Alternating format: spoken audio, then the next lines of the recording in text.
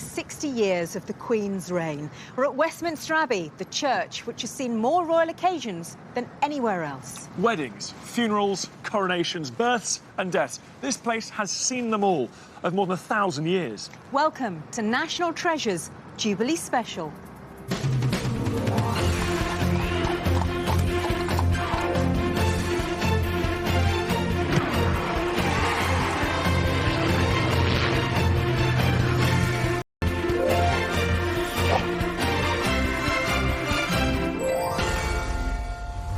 Welcome to Westminster Abbey, Royal Church, World Heritage Site and one of the most visited historic buildings in the UK.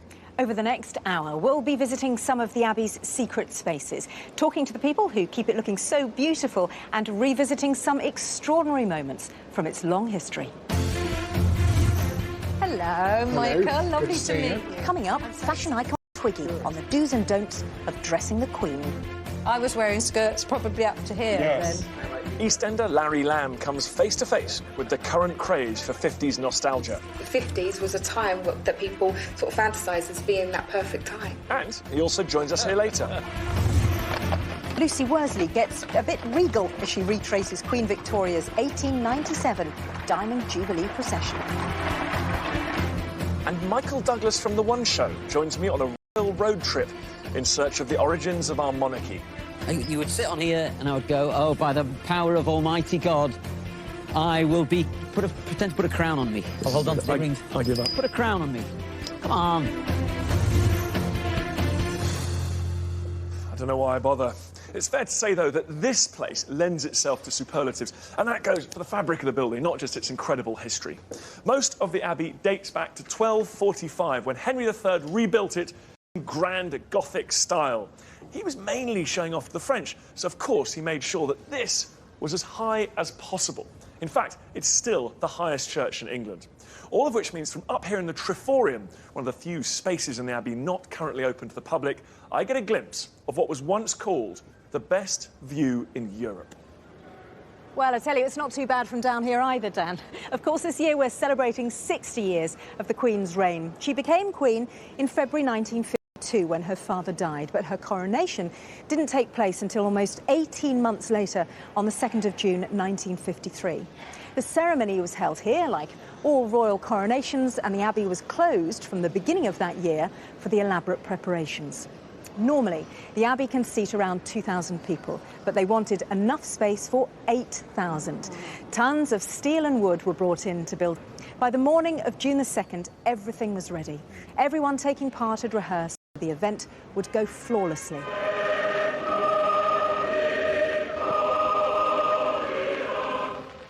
And for the very first time, it was televised live to a fascinated nation, bringing the pomp and ceremony of the occasion to more than half the population.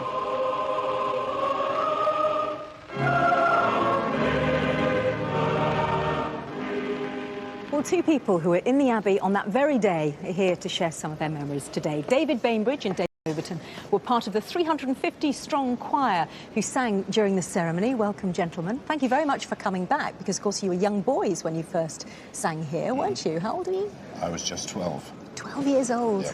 And I was only 10. Oh, gosh, happy memories, though, I imagine. It is amazing. How did you first get involved?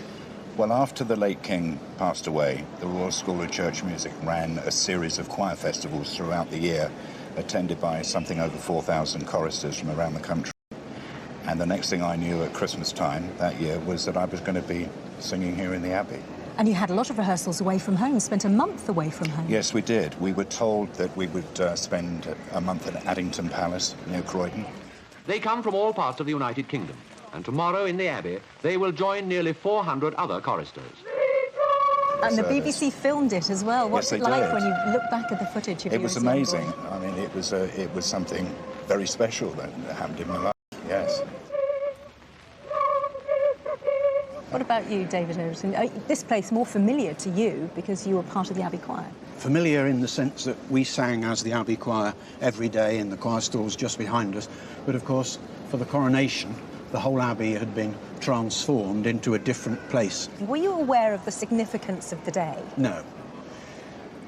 Frankly, for a 10-year-old boy, I was just too young mature to grasp just what a momentous occasion it was. Were you badly behaved at any stage? There must have been a lot of hanging around, a lot of waiting. You must have got bored, surely. Not badly behaved, good heavens, Abbey choristers. I do remember that when we got into the Abbey, when we got to our seats, we found in our cassock pockets ham sandwiches, barley sugars and an apple, which were intended to sustain us for the hours of the day. But of course, they didn't last long. We soon polished those off, and I remember dropping the apple cores down the scaffolding poles. Ooh, you wouldn't have done that, would you? No. Ours was pillar fights at Addington Palace after dark, which was a lot of fun.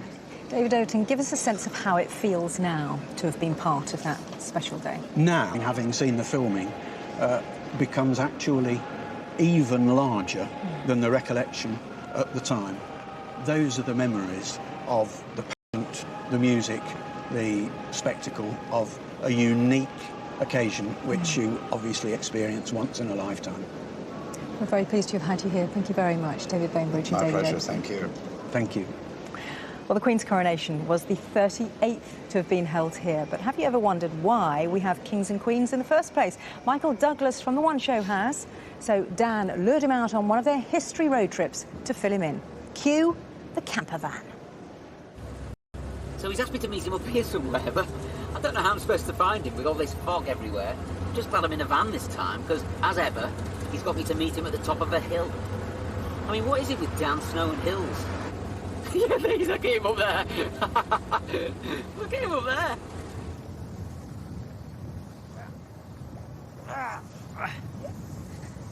Oh, yeah. I've only got 3 pairs of shoes, and these ones are knackered.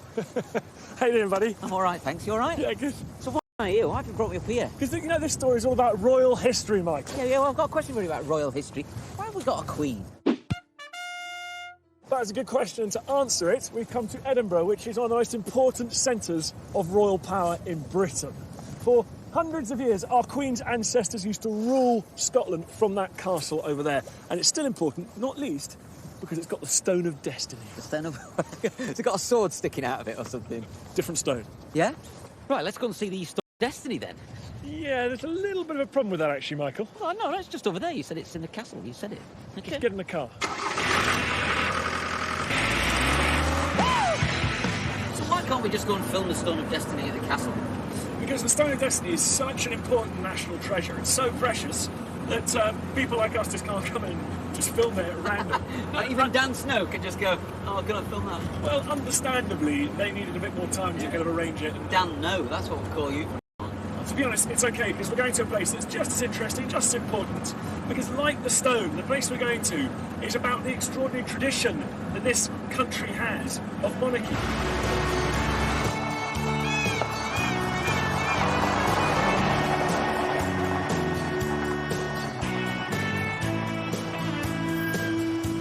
Well, this is pretty impressive, is it not? This is Scone Palace, then, is it? Exactly, it looks exactly like a palace should as well. It does, yeah. Even before Edinburgh became this important city, this was a major centre of royal power in Britain. This was a time when Britain was divided up into all these tiny little kingdoms. They're all over the place. Yeah, Okay. all these little kings everywhere, and of course they spend a lot of time fighting each other. Yeah. And around about the 800s emerges, and and his descendants, they start to bring all these little kingdoms together, and they create larger kingdoms, and that's how we get to the situation where we are today. So what's all that got to do with the Stone of Scone or the Scone of Destiny or whatever? I'm glad you asked, buddy. Come and look at this. Okay. So it's here, is it? No, it's there. That is the Stone of Scone. Well, they've left it outside. Yeah. It's not very good, is it? Well, it's a replica. Oh, so you brought me to a fake stone? Well, yes, but it's what it represents, Michael. This hillock here is where the ancient kings of Scotland were crowned. This is where they came to, and they sat on the Stone of Scone and had the crown placed on their heads. Shift up, let's have a sit.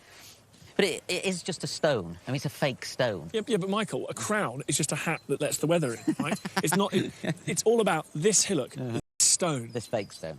the replica. Yeah, the crown. Taken together, they create an impression of dominating royal authority that's very hard to mess with.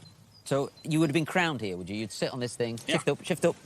So you would sit on here, and I would go, oh, by the power of Almighty God, I will pretend to put a crown on me. I'll hold on to the rings. I give up. Put a crown on me. Come on. King Michael of Scone. Come on. What are these for, anyway?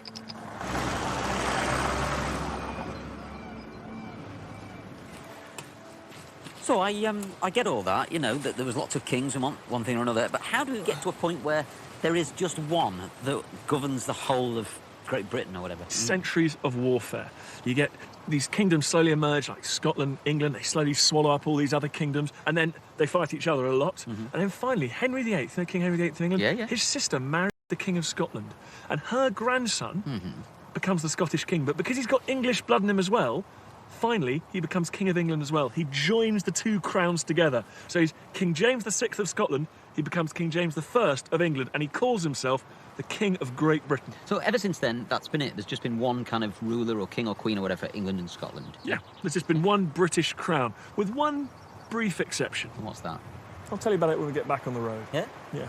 Can I watch Braveheart in the truck? Braveheart is total nonsense. All right, then what about Rob Roy? He didn't get to watch Braveheart, by the way. I wasn't having it. But despite my best efforts, Michael was a little underwhelmed by the replica Stone of Destiny. Of course, the real stone lived here in this abbey between 1296 and 1996, where it sat in the coronation chair. It's now back in Scotland, although it will return here next time we crown a new king or queen. But the chair, just as significant in terms of royal ritual, is still here. At the moment, it's tucked away behind glass in a conservation booth, but you can still get a good look at it. Staggeringly, it's more than 700 years old. It's older than the crown jewels, and it's been used in the coronation of every English and British monarch since 1399. Just think about that. Henry VIII, Queen Victoria, and our own Queen, separated by centuries, but they all sat in that chair to receive the crown. But it hasn't had an easy life, and it's covered in scars. Early last century, the suffragettes hung a bomb on it and blew off one of the posts from the top. In the Victorian period, conservators did a slightly ill-advised changing room style makeover and covered it in thick brown varnish. And before all that, it was the fashion for boys from Westminster School to carve their names into it. 200-year-old graffiti which proves that small boys have always liked to make their mark on things. Most of the Abbey has thankfully stayed from graffiti and untouched by the vandals of history. Nothing more so, perhaps, than the stunning choir stalls here. And they give you a pretty good indication of just how important music has been and remains to the services which are held here.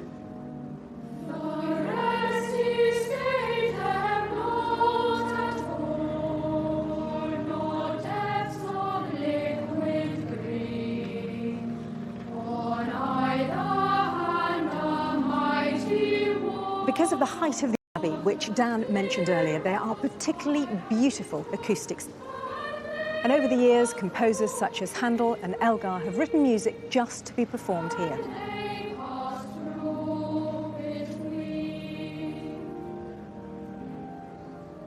James, thank you very much, and thank you, boys. That was absolutely stunning. Omar, you perform regularly, don't you, like all the choristers, about 8 times a week. Yes. Are there those special occasions you can remember? Well, I think the Royal Wedding was the best, the most memorable occasion we've done. We've also done lots of other great services, like the papal visits.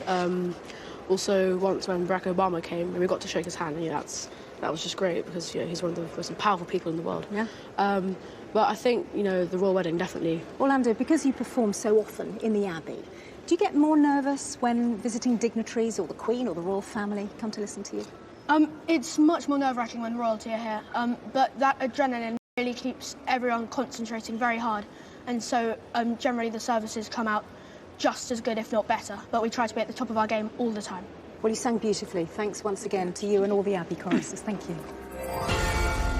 Well, as the choristers said, the Queen does show up here quite a lot, and not just for the big occasions. That's partly to do with the Abbey's special status. It's known as a royal peculiar, which is a slightly strange term for a very unusual situation. It basically means that the Abbey is answerable only to the Queen. She appoints the Dean, who's basically in charge of the place. As a result, to commemorate those visits, the Abbey has put together an exhibition of photos here in the Chapter House. Dating back to the 13th century, this is where the Abbey's monks met each morning to pray and receive their orders for the day.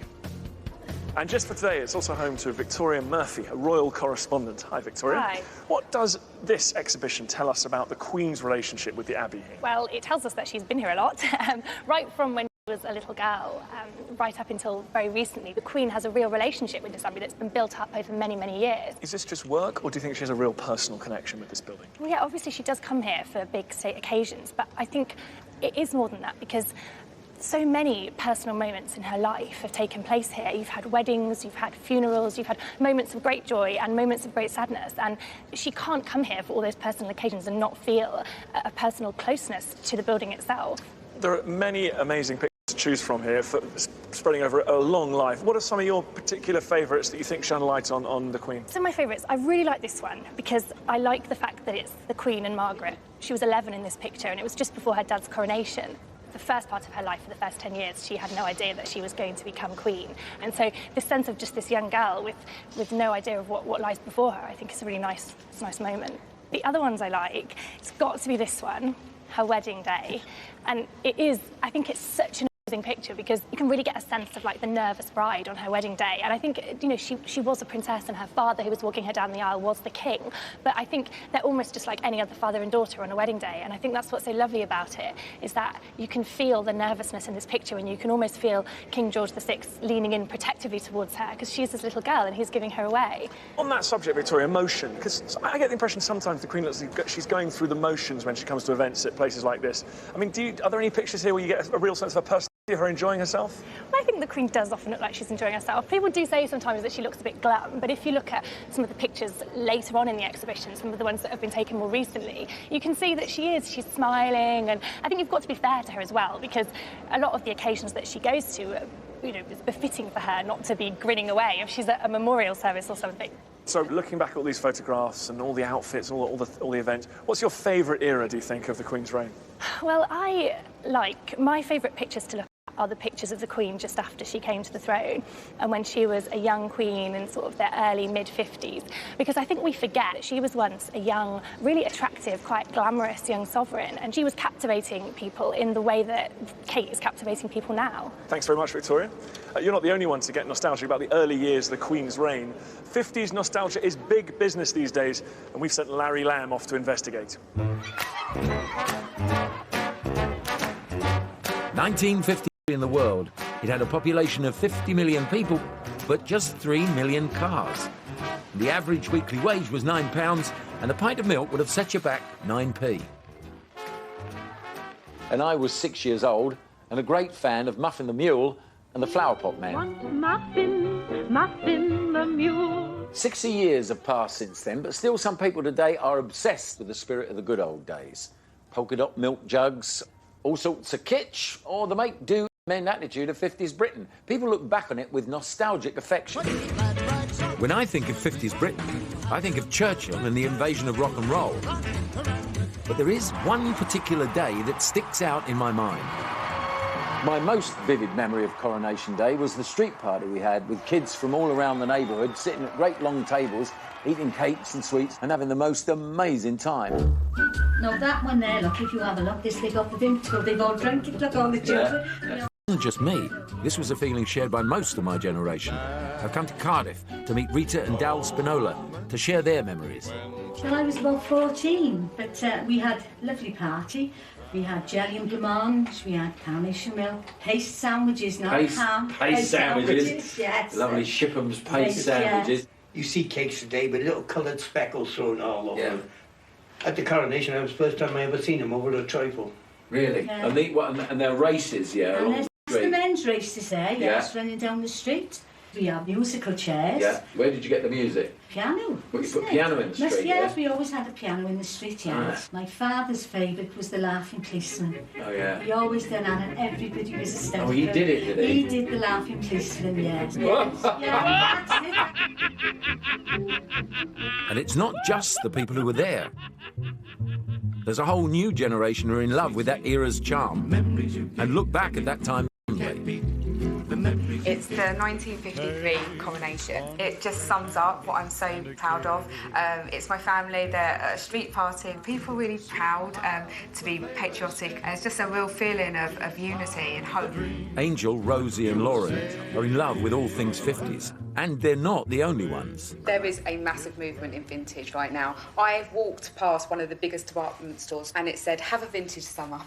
It's not just about clothing, it's not just about hairstyles, makeup, it's infiltrating the mainstream. This whole word vintage is actually very fashionable and popular right now. Why do you think that's happened? Because there has been, over sort of the 80s and the 90s, early 2000s, things have been a bit fast for us all. And actually, what we're trying to say now is that let's slow down a little bit. People are going back to old-fashioned values, and the 50s was... So the 50s has earned itself a reputation as a simpler, happier time. Social historian and author Juliet Gardner shines some light on why that is. But it's just generally a feeling that it was a gentler kind of society, you know, the crime was lower, that people, there wasn't sort of teenage violence, that people could leave their front doors open, that everybody was very neighbourly, popping in for a cup of sugar on a whim, all this sort of thing. I think we've got that sort of picture of the 50s. And this is the image of the decade that we're in love with. But it is only a snapshot. Grew up in the 50s, and although there are some lovely memories, there are also ones that I'm not so fond of. One of the not-so-glorious things I remember about the 50s was walking to school in the smog. So dense at times you couldn't even see your hand in front of your face. Special filtering bunny masks are the latest weapons devised to combat smog, which last winter killed 4,000 Londoners in a single week. Anyone getting nostalgic about the 50s should have been with me back in the days when I used to have a 15-minute walk through these back streets to the town hall so we could have a bath, because we didn't have one in the house. The 50s brought some tough times, but don't just take my word for it. I think actually there's a sense of disappointment in the early 50s, because of course people thought, right, the war's over, you know, peace comes, life will get better. Life took a long time to get better, and the early 50s, you know, were in many ways the war without the dangers. Not only was it an era of considerable poverty and great overcrowding, very inadequate housing conditions, crime rose after the Second World War, not surprisingly, perhaps. Yes. The thing about teenage violence, think about teddy boys. I mean, teddy boys used to go around with razors. But also, I think it was a very tough time for women. I mean, it's all very well, isn't it, to think of mum always being at home, always ready for with the tea on the table and all that sort of thing. But I think for women, it could be a very lonely and very frustrating decade. It was also, I think, an intolerant decade. If you think about it, homosexuality was still illegal, divorced mothers, single parents, they were still very much stigmatised. Corporal punishment was still on the law books, wasn't it? Punishment and capital punishment. Yep. I certainly have no desire to time travel back to the 50s. And I was there. So how about our 50s obsessed ladies? Do they have any desire to time travel back to the good old days? Angel, would you rather be you now, or would you rather have been in the 50s? It's a no-brainer. I want to be me right now. And how about you, Rosie? Oh, absolutely now. We've got the choice to dress this way. We have the choice to imitate the parts of the 50s that we like without the parts that, you know, weren't so great. People don't remember so much. When it comes to the Jubilee, are you getting involved with parties and other celebrations? Yeah, we are. We're also doing a local street party. It's a role that you're recreating, I suppose. You know, it's something your mothers would have been very much involved in, because presumably your mums are all about my age. You know, I'm 65, so your mum's about my age? That's really... Thank you very much. I'm glad I came today.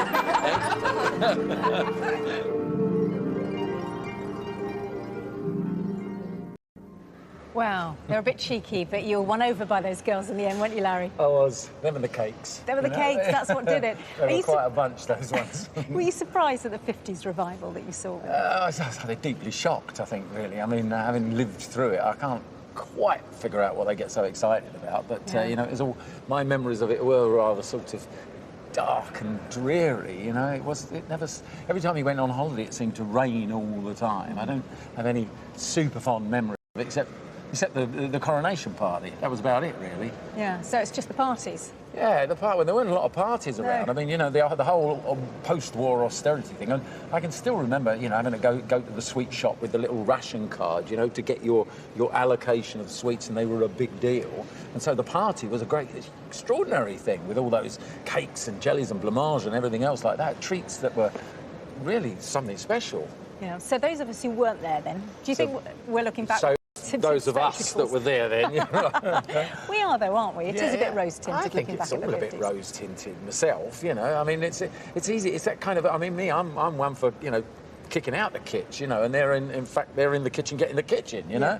But it's a different sort of mindset. It's easy to get... You get these people that are sort of really into Victorian-era stuff, but... I'm certainly post-50s myself, although, you know, nice to see people enjoying themselves. Yeah, and they were choosing the bits. They wouldn't go back. They're choosing the That bits was the they thing, like you know, from when the they 50s. posed that question to them, you know, giving you a choice, where would you be? And they all very definitely went here and now, with the choice to do whatever we want, including looking fondly back at the 50s. Yeah. Thanks very much, Hey, Lauren. It's thank lovely. you. Now, all through the programme, we're marking the Queen's reign, and it struck us she has a claim to be the most photographed and recognisable person in the world. So we asked the fashion icon and the first supermodel Twiggy to investigate how the Queen gets dressed for her public. I'm amazed by the Queen. For 60 years, she's maintained an image that somehow suited every era and every occasion. But it can't be easy being scrutinised every day. Over the years, I think I've been photographed almost as much, although I was wearing the latest fashions. The rules for the Queen must be very different when you might be visiting a hospital one moment or welcoming a world leader the next. I mean, where do you start when it comes to getting dressed? And can you be fashionable?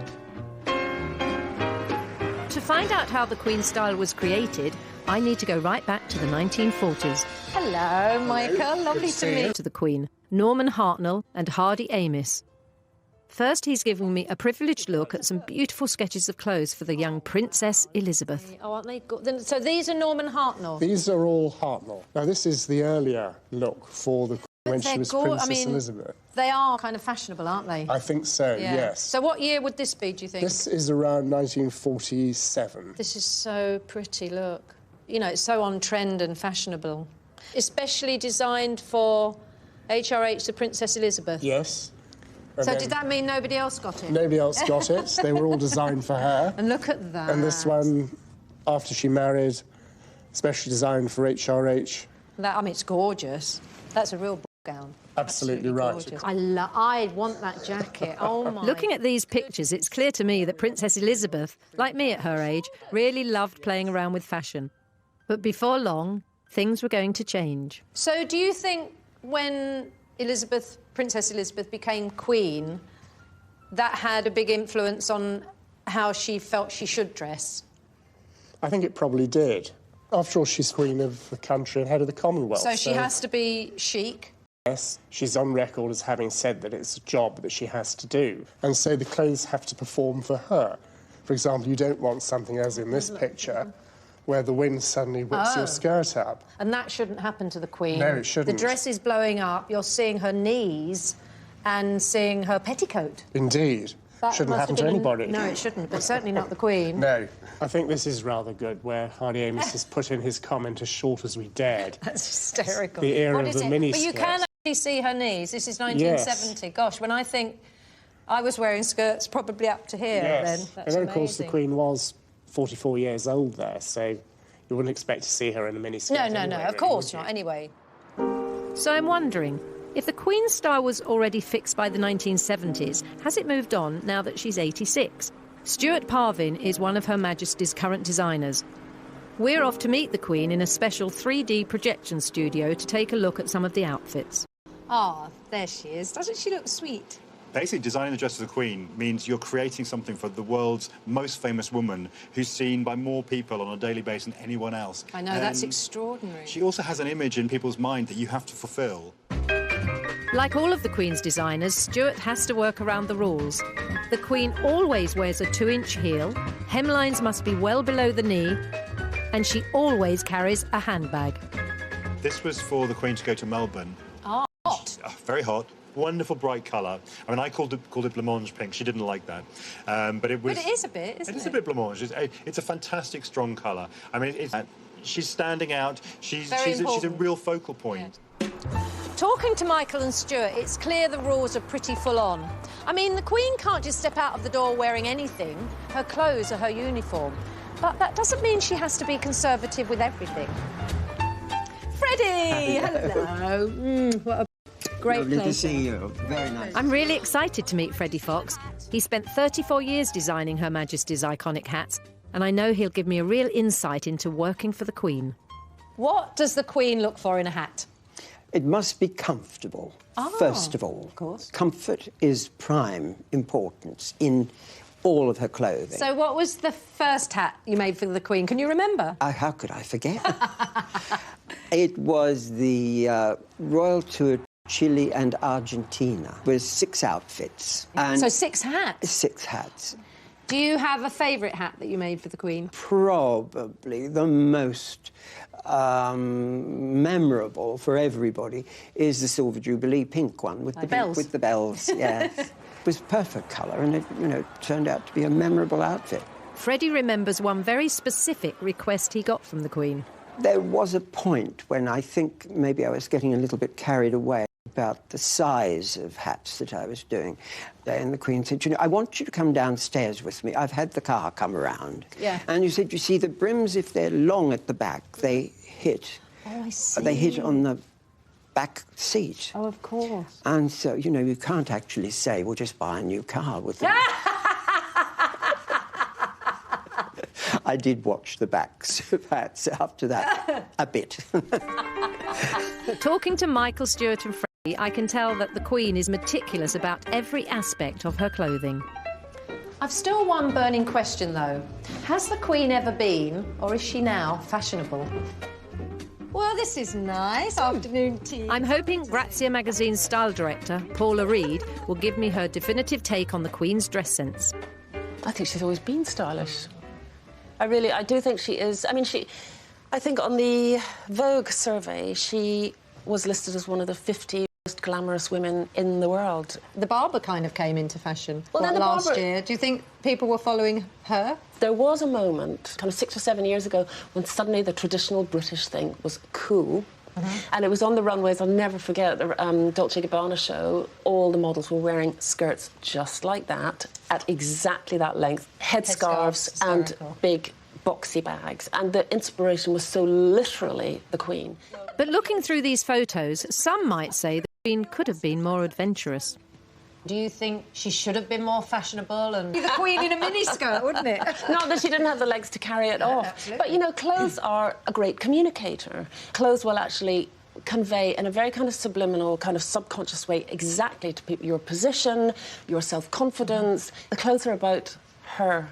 It's not the style statement or the fashion statement. It's very much about her and the dignity of the role. And I think even as a very young woman, she had that very much front of mind. Well, it's only tea, but to Her Majesty, the Queen.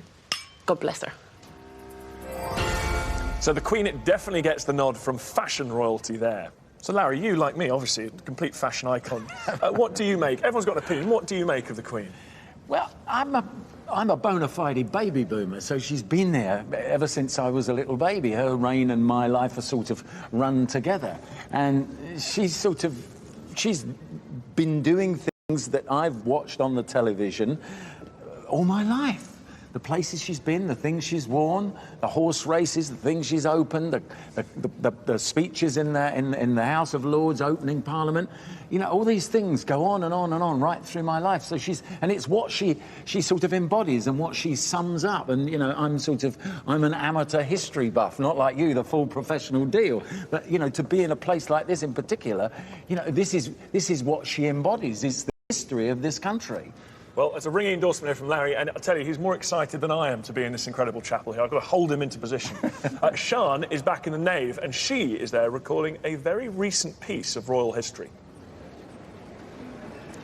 The Abbey has such a long connection with the monarchy that it's easy to forget this is a working church with daily services, a place of worship as well as a tourist attraction.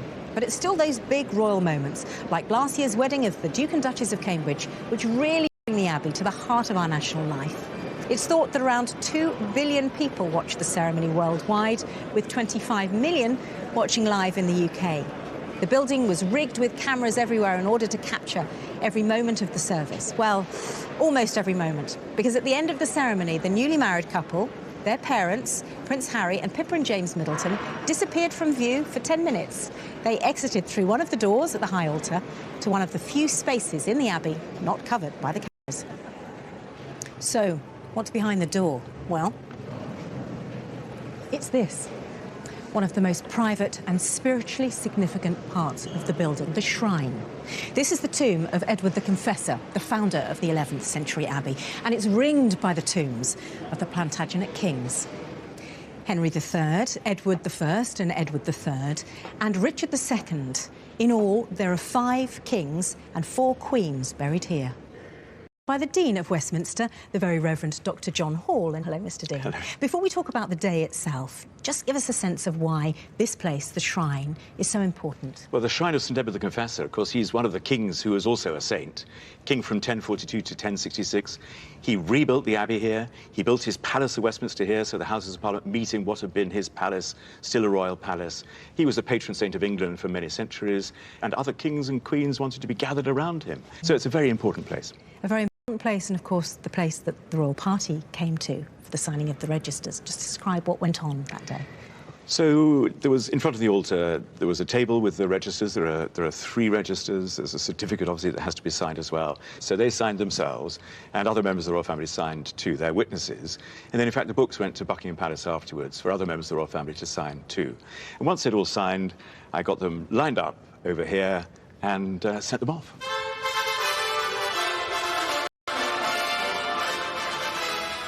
It was such a public ceremony, and as we're saying, watched by 2 billion people worldwide. And this was really the only private moment. What did it feel like to be part of that for you? Well, I think for me it was an extraordinary privilege and wonderful thing, as the whole day had been. I think for them it was just a moment apart, as it were, when they could reflect on what they'd just done and also be congratulated in the way that just as a family would normally at that particular moment, a moment of relaxation. What was the mood like? Oh, very warm and very supportive, very happy. The whole day was extraordinarily happy. I mean, you could be terrified. I felt I could be terrified about the thought of all these people around the world. Well, I wasn't conscious of them at all. And the atmosphere in the church here was tremendously warm and supportive and happy. Thanks very much. Thank you. Well, William and Catherine are going to be our future king and queen, and last year's wedding was a piece of history we could all share in, although perhaps not as intimately as the Dean of Westminster. Their popularity has boosted support in the monarchy, but royals haven't always been so popular. Dan and Michael now continue their royal road trip in the Midlands, where in the 17th century people didn't like the monarchy much, and they decided to do something about it. So that thing you said in Scotland, there was James VI of Scotland, he became James I of Great Britain, and we had a king or queen ever since, apart from this one exception. What was that exception? Well, you're right. I mean, there was an exception, which is actually just when they'd managed to unite the monarchy. You got one king of the whole of Great Britain. James's son, Charles I, comes along. He made himself so unpopular that people chopped his head off. They chopped his head off? Yeah, they chopped his head off. Executed him. It's a bit extreme, isn't it? So he must have been absolutely... Out of nearly everybody. He alienated everyone. And he was absolutely convinced he'd been put on the earth by God in order to rule. He had a divine right to rule. And that really put him at loggerheads with Parliament, who were saying, no, we have a right to rule as well, because that was a transitional period.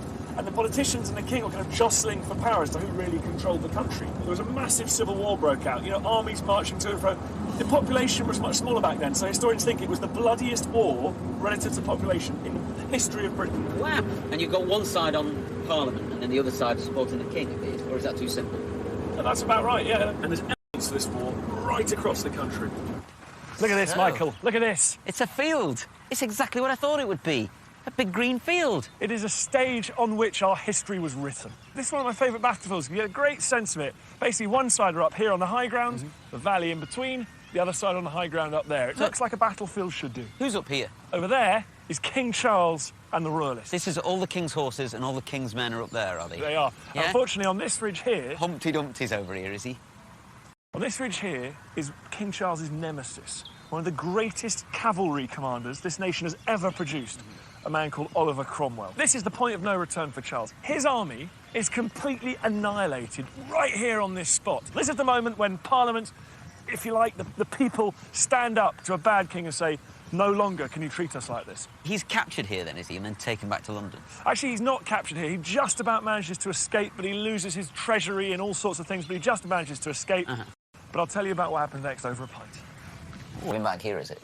Yeah, that's Charles I. Correct. That's how he wanted to be remembered, in his armour, looking regal, God's representative on earth, everyone doing what he tells them. But eventually, they put him on trial and they executed him. Did they cut it with an axe or a guillotine? They would have used an axe. I was thinking, like a saw would be better, like sawing it off. You know? So, Charles is dead, he's gone. So who's leading the country now, then? Who's the, you know, the Prime Minister or whatever? The guy that defeated Charles at the Battle of Naseby, Oliver Cromwell. Oh, and he basically becomes a dictator of Britain and Ireland, a military dictator. People were happy, people were glad there was a bit of stability and the war had stopped. When he died, there was a big vacuum of power, all sort of trouble broke out, and everyone was like, oh no, we don't want to return to the chaos. So they invited Charles I, Charles II, come over and be king again. So the monarchy was restored. But, you know, I think the best thing, really, that could have happened for the monarchy in some ways is Charles I getting his head chopped off. Because it meant that all the future monarchs, when they did get in a big fight with Parliament about who had more power, they just thought, hang on, I'm going to back off a bit here, because my ancestor got his head chopped off. And Cromwell, did he get his head chopped off? Cromwell died in his bed, surrounded by his family. That's quite a nice happy ending for him, then, isn't it? Not entirely. Yes, not exactly. Because to the story, Cromwell was buried here in the Lady Chapel. That's the Tudor addition to the Abbey. Now, it's always seemed a bit strange to me that someone who stood for overturning the status quo and rejecting the trappings of royalty was quite so keen to be buried here, right next to the graves of Henry VII, Elizabeth I and Mary, Queen of Scots. Under his rule, as Lord Protector, the stained glass windows were broken and the place was smashed up a bit. Not exactly evidence that Cromwell was the Abbey's biggest fan, yet he was absolutely determined that he should be in the company of all these royals after his death. And that's really the irony with Cromwell. He thought of himself as just as important as any monarch in Britain's history.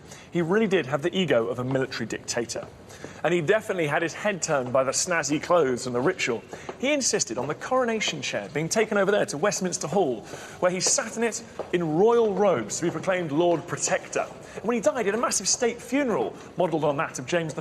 So I suppose it was logical, to him at least, that when he died, he should be buried here. As you hinted in the film, Dan, he wasn't here for long. This is the stone that commemorates where Cromwell was buried. You can see the inscription says 1658 to 1661. He was only here for 3 years, and that's probably not what he had in mind. No, I don't think he imagined he'd be dug up, which is exactly what happened. By 1661, Charles II was on the throne, and furious with the man who had beheaded his father, he meted out a terrible punishment.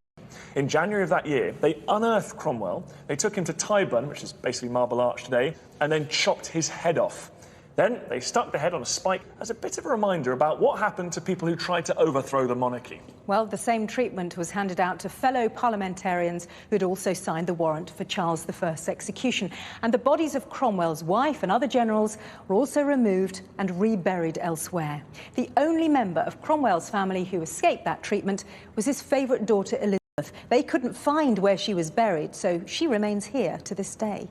Well, if Charles I, Cromwell and Charles II only ruled for a few short, brutal and bloody years, the reign of our own Queen has been long and pretty peaceful. There's only one other sovereign in the whole of our find similarities between her Diamond Jubilee in 1897 and preparations for this year's.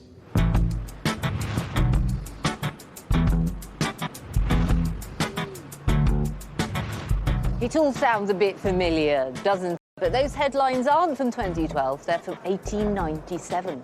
The last time London hosted a Diamond Jubilee for the 78-year-old Queen Victoria. 115 years have passed since then, but not that much has changed. Just like today, the Victorians were concerned about health and safety, overcrowding, and who was going to foot the bill. The celebrations were going to last 10 days, and the highlight of it all would be the Queen's procession through the city on the 22nd of June.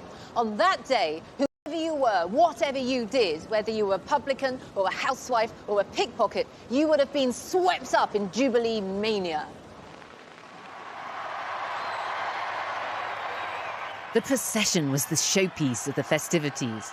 Without TV, seeing was believing for the Victorians, and 3 million of her loyal subjects travelled from all over the empire to catch a rare glimpse of the Queen. To get the full Victorian Jubilee experience, I'm recreating the 1897 procession route with my slightly more modest horse and carriage. The Queen's was drawn by 8 white horses and set off from Buckingham Palace. My get-up is a bit less glamorous. I've just got the 2 horses, and I'm setting off from the back streets of Vauxhall.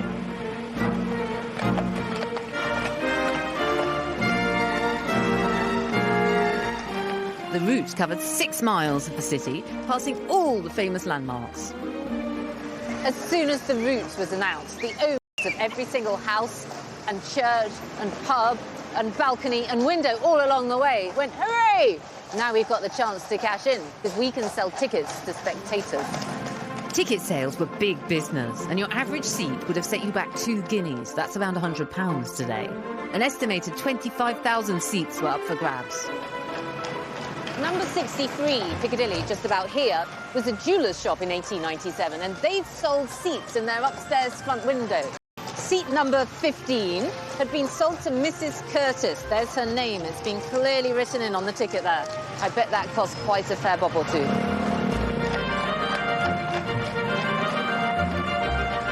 The best seats of all were at St. Paul's Cathedral, because here the Queen's carriage stopped for an open-air service. It was said that some of these went for up to £8,000. That's around £450,000 today. Makes your Olympic tickets look like a bit of a bargain. Victoria even ventured south of the river, a first for a royal procession.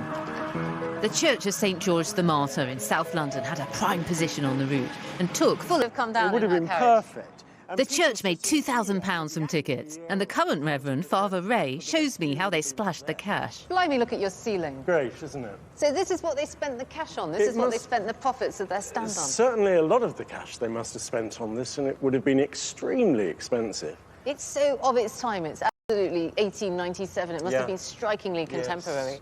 Well, I congratulate the entrepreneurial spirit of your predecessor who thought we can make some money here out of the Jubilee. Yeah, indeed. Really, I wish we could do it this year. Selling tickets wasn't the only way to profiteer from the Jubilee. Any item that could incorporate a picture of Queen Victoria was turned into a souvenir. At Kensington Palace, the curator Alexandra Kim has been busy sourcing Jubilee memorabilia.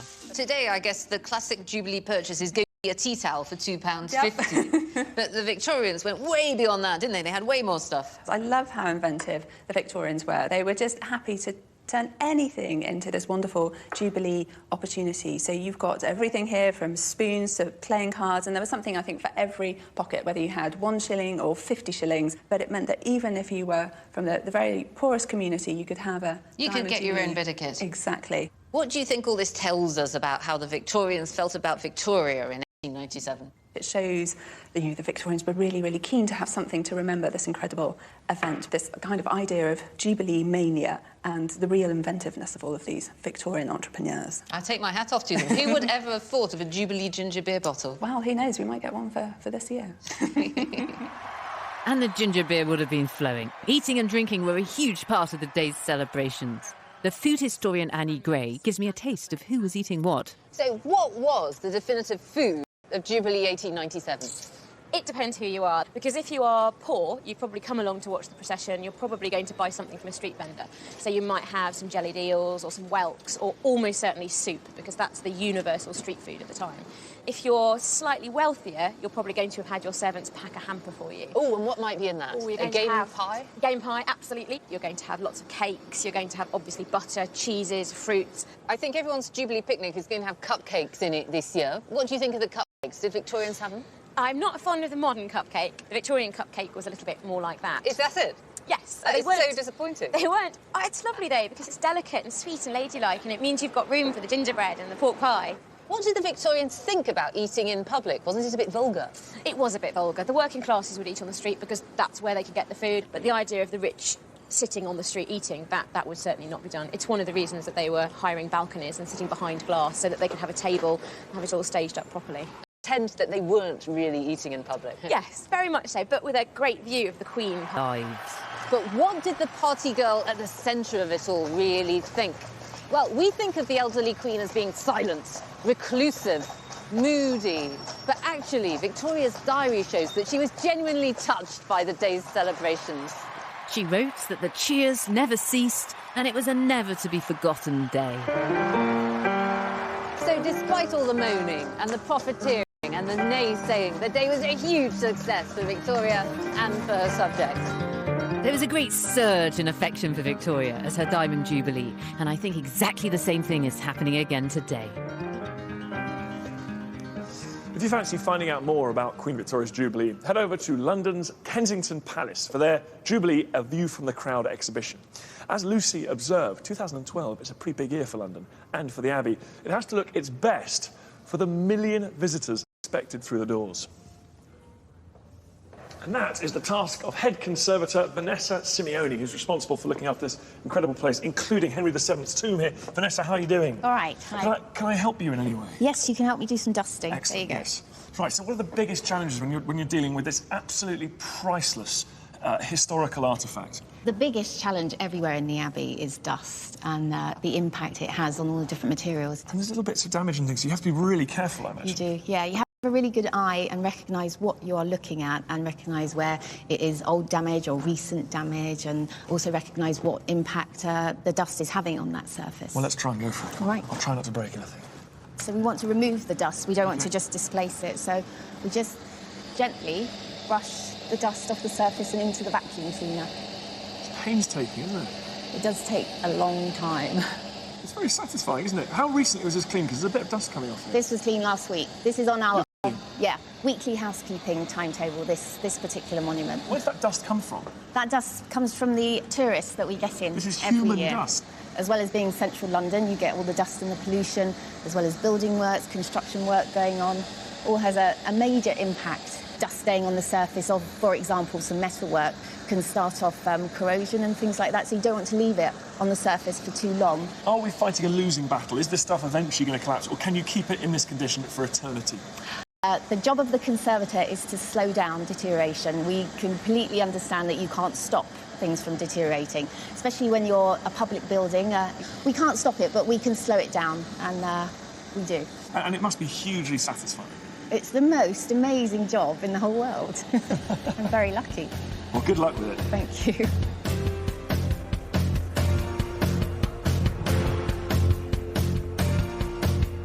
Thank you for joining us here in Westminster Abbey. Keeping it in this incredible condition. I hope we've whetted your appetites for exploring more of our history during this Jubilee year. Thank you for watching. Goodbye. Goodbye.